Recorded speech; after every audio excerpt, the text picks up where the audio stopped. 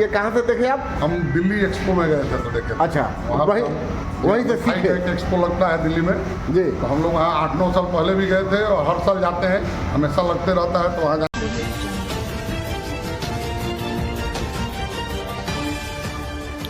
नमस्कार, आप देख रहे हैं भोजपुरिया दस्तक। सबसे पहले आप इस खबर पर ध्यान दीजिए। खबर है एसडीएम ने उमेश स्वीट्स में किया औचक निरीक्षण, एलपीजी सिलेंडर जांच, दिखे संतुष्ट, बोले एलपीजी के जगह बॉयलर फर्नेस सिस्टम का करे उपयोग। एसडीएम ने कहा एलपीजी के जगह बॉयलर फर्नेस सिस्टम का उपयोग करने के एसडीएम ने दिए निर्देश। और यही नहीं, उन्होंने यह भी कहा, और जो खबरें बनी उसमें यह भी है कि उमेश स्वीट्स ने एसडीएम का किया औचक निरीक्षण, बॉयलर फर्नेस सिस्टम को बताया सुरक्षित और पर्यावरण अनुकूल विकल्प। ये विक्रमगंज और आसपास के अखबारों की कुछ सुर्खियां हैं जो सभी का ध्यान अपनी ओर खींच रही हैं। हुआ यह कि विक्रमगंज एसडीएम अभी लगातार गैस सिलेंडर को लेकर होटलों में छापामारी कर रहे हैं। जहां पर कमर्शियल गैस इस्तेमाल करना है वहां पर लोग घरेलू गैस इस्तेमाल कर रहे हैं। लेकिन जब उमेश स्वीट्स में एसडीएम 2 दिन पहले छापामारी करने पहुंचे तो वहां की व्यवस्था देखकर वो दंग रह गए, क्योंकि वहां पर फर्नेस सिस्टम से ऊर्जा संचालित करके और सारा मिष्टान बनाया जा रहा था। इन्हीं सब पड़ताल के लिए भोजपुरिया दस्तक की टीम सोमवार को उमेश मिष्ठान सेंटर में पहुंची। यहाँ पर जो स्थिति है आप देख सकते हैं, एक से एक मिठाइयों का यहाँ पर भंडारण है। ऐसी ऐसी मिठाइयाँ हैं कि आप सोच नहीं सकते। जितना नाम आपने जेहन में रखा है वो सभी प्रकार की मिठाइयाँ यहाँ पर शुद्धता के साथ मिलती है। ऐसा इस प्रतिष्ठान के जो प्रबंधक हैं उमेश गुप्ता, उन्होंने भोजपुरिया दस्तक से बात करते हुए बताया। उन्होंने स्पष्ट बताया कि हम गुणवत्ता का विशेष ख्याल रखते हैं और किस प्रकार इनका फर्नेस सिस्टम काम करता है ये हमको दिखाए। यही नहीं, इन्होंने खाना जहाँ पर परोसा जाता है, जहाँ मिष्ठान परोसा जाता है, वहाँ का दृश्य भी दिखाया। वहाँ भी साफ सुथरा और बड़ी बेजोड़ व्यवस्था में इनका जो है प्रस्तुति है। पहले ये सिस्टम देखिए किस प्रकार ये स्टीम बनाते हैं।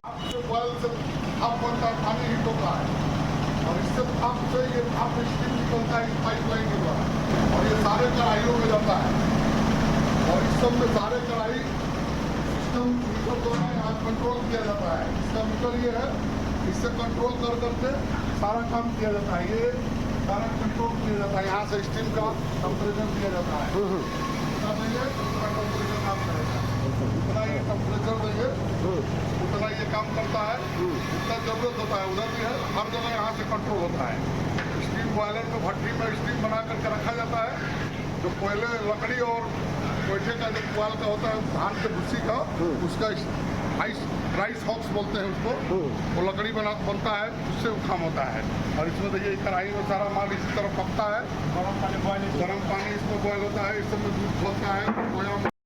इन्होंने स्पष्ट बताया कि बाहर से जो ईंधन से ऊर्जा तैयार होता है वो पाइपलाइन के माध्यम से चूल्हों तक पहुंचता है और मिठाइयों का निर्माण होता है। इसी बीच इन्होंने एक और सिस्टम को दिखाया कि कैसे डीजल संचालित ऊर्जा हम बनाते हैं और उससे कढ़ाई का काम होता है। ये भी देख लीजिए। ये डीजल से मावा बनाने का काम होता है। अच्छा, ये डीजल से होता है? डीजल से भी होता है। अच्छा, ऑप्शन रखा हुआ है दोनों, डीजल और स्टीम। मान लीजिए स्टीम में कुछ खराबी आ जाए तो डीजल से काम हो जाए। मतलब ऐसी परिस्थिति में जब आपके पास वो वाला ना काम नहीं करता है तो ये काम करता है। जरूरत के हिसाब से दोनों काम करता है। ज़्यादा पीक समय आ गया तो दोनों चलाया जाता है। कितना तेल और डीजल में कितना खपत करता है? गैस से तो थोड़ा कॉस्टली पड़ता है। अच्छा, गैस से महंगा है के हिसाब से है। इसमें जो काम होगा वो गैस पे नहीं होगा। ये इसका टेम्परेचर गैस से बहुत ज़्यादा होता है। आप महसूस कर सकते हैं कि इसका जो फ्लेम है वो गैस से कितना पावरफुल है। अब देखिए इनका ईंधन कैसे काम करता है। बहुत से जगह पर उसका फैक्ट्री है तो धान के भूसी से लकड़ी बनाता है, उस लकड़ी को इसमें डाल करके स्टीम बनाया जाता है। तो इसको बनाने में जो खर्च आया है जी लगभग कितना है? ये साइज के ऊपर होता है। इसका टेम्परेचर कितना आपको कढ़ाई चलाना है उसके हिसाब से होता है। मिनिमम माने 6 लाख में भी बैठ जाएगा 2 कढ़ाई 1 कढ़ाई का। मैंने 2 कढ़ाई के बैठाने के लिए कम से कम 6 लाख 6 रुपए। लाख से 8 लाख रुपए। 6 लाख से 8 लाख। इससे फायदा क्या है? ये फायदा ये है कि इससे गैस का बचत होगा। हाँ। टेम्परेचर ये पानी के भाप से काम करेगा।